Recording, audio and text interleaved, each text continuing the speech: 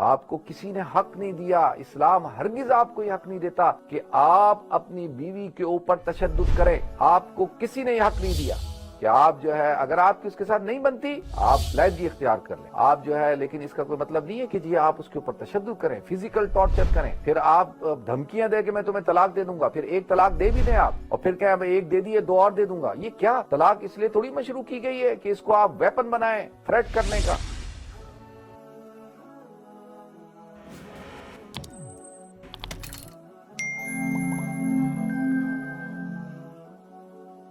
بسم اللہ الرحمن الرحیم، السلام علیکم ورحمۃ اللہ وبرکاتہ۔ ناظرین، ہماری ایک بہن ہیں، انہوں نے کال کی اور کال کر کے مجھے کہا کہ آپ اس پروگرام میں ضرور اس بات کو ڈسکس کریں۔ میں نے کہا کیوں؟ کہا کہ اس لیے کہ یہ جو ایشو ہے ایک اس وقت بہت زیادہ ایشو ہے اور ان کے ساتھ ہوا یہ، اور انہوں نے کہا کہ بھئی اس پہ آپ بات کریں تاکہ وہ ان لوگوں تک پیغام پہنچے جو لوگ یہ کام کر رہے ہیں۔ میں نے کہا بھئی ایسا کیا ہوا آپ کے ساتھ؟ وہ کہتے ہیں کہ دیکھو جی، میری شادی ہوئی تقریباً شادی کو 17-18 سال ہو گئے، اور اللہ میاں نے مجھے شادی کے پہلے سال ہی ایک بچی دے دی، اور شادی کے کچھ عرصے بعد ہی 3-4 مہینے بعد ہی میرے میاں نے اپنا رنگ دکھانا شروع کر دیا، اور جس طریقے سے وہ ابیوز کرتا تھا مجھے، پہلے وربلی ابیوز کرتا تھا، غلط زبان استعمال کرتا تھا، اور ہر وقت جو ہے رول کرنے کی کوشش کرتا تھا، اور پھر گھر کے اندر جو ہے وہ ساس سسر بھی تھے اور مجھے ان کا بھی خیال رکھنا پڑتا تھا۔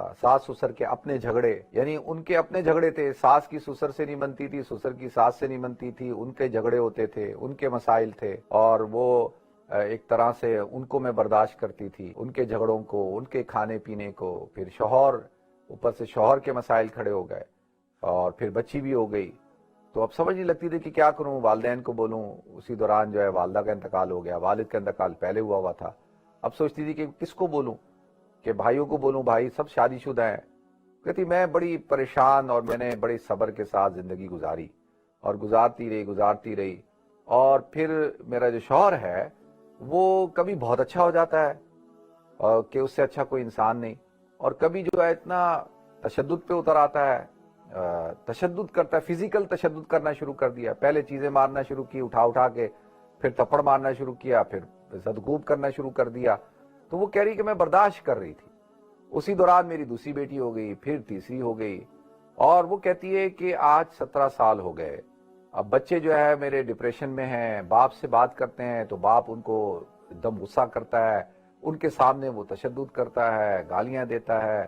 بظاہر اگر دیکھیں تو بڑا دیندار آدمی ہے اور پڑھا لکھا آدمی ہے، بڑا یعنی میٹھا آدمی ہے لوگوں کے لیے، کسی کو بتاؤ تو کسی کو یقین نہ آئے کہ یہ شخص ایسے کر سکتا ہے، تو وہ مجھے پہ یقین نہ کریں۔ تو وہ کہتی ہے کہ مفتی صاحب اب میں بتائیں میں کروں تو کروں کیا، کہ اس بندے نے میری روح کو جو ہے وہ ختم کر دیا ہے، میرا جسم، میں بوڑھی ہو گئی ہوں اور میرے بچے بیمار ہو گئے ہیں، اور میرا دل چاہتا ہے کہ میں خودکشی کر لوں، میں کروں کیا؟ دیکھیں، جب یہ باتیں میں نے سنی تو مجھے بڑا دکھ ہوا اور بڑا افسوس ہوا کہ یار کیا ہماری سوسائٹی کے اندر ابھی بھی وہ زمانے جاہلیت کے لوگ موجود ہیں، یہ پڑھے لکھے جاہل جو ہے آج بھی موجود ہیں۔ یہ کس طریقے سے؟ اچھا اب آپ مجھے بتائیں کہ آپ نکاح جب کرتے ہیں تو کیا آپ باندیاں ہوتی ہیں آپ کی بیویاں؟ آپ ان کو باندی بنا کے لے کے آتے ہیں؟ آپ نے یہ کیا آپ کی زرخیز ہیں یا زر خرید باندیاں ہیں، غلام ہیں، کون ہیں آپ کی؟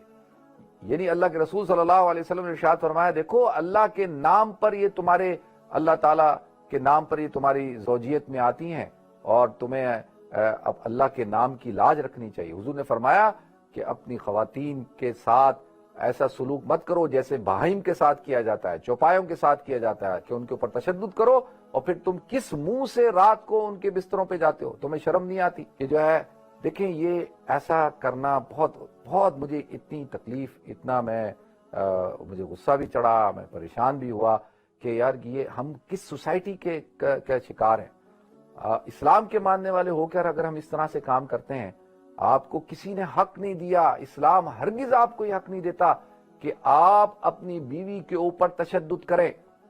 آپ کو کسی نے یہ حق نہیں دیا کہ آپ جو ہے اگر آپ کی اس کے ساتھ نہیں بنتی آپ علیحدگی اختیار کر لیں، آپ جو ہے، لیکن اس کا کوئی مطلب نہیں ہے کہ جی آپ اس کے اوپر تشدد کریں، فزیکل ٹارچر کریں، پھر آپ دھمکیاں دے کہ میں تمہیں طلاق دے دوں گا، پھر ایک طلاق دے بھی دیں آپ اور پھر کیا میں ایک دے دی ہے 2 اور دے دوں گا. یہ کیا طلاق اس لیے تھوڑی مشروع کی گئی ہے کہ اس کو آپ ویپن بنائیں تھریٹ کرنے کا، خواتین کو ڈرائیں.